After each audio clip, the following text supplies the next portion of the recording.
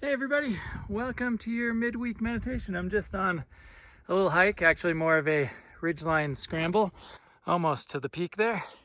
And I thought this would be the perfect time as we're moving into FOMC and markets are volatile and I'm in kind of a hairy situation to talk about managing risk in markets.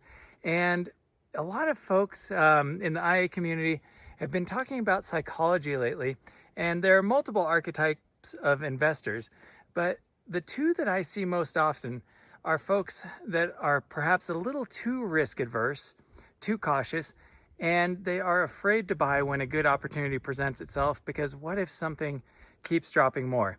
And then there are those that maybe are too trigger happy, that are too much of the mavericks, that get FOMO and chase moves or buy too high. And like most things in life, I think the sweet spot is somewhere in between those two mentalities.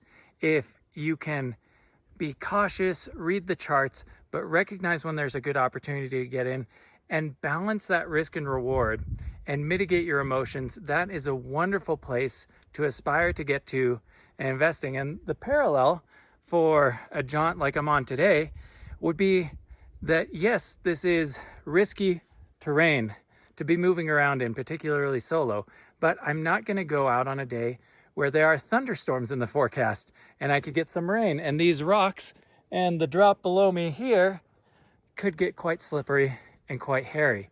Also, I'm not going to leave the house too late in the morning. So, I mean, it's not a perfect analogy, but the going out when there's rain and it's slippery at the tops, that would be buying too high when there's a chance that things are just going to drop down more.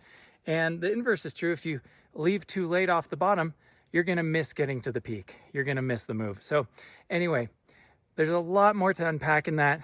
But just generally speaking, if you can balance those two most prevalent archetypes in investing of either being too hyper cautious or too much of the FOMO trader that's just over clicking, over trading, and find that sweet spot in between.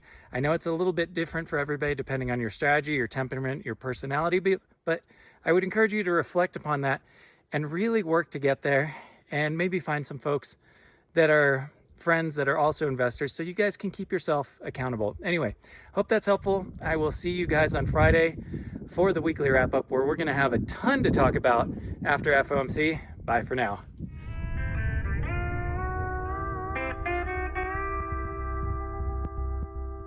This isn't financial advice. Past results are not indicative of future performance. Do your own research.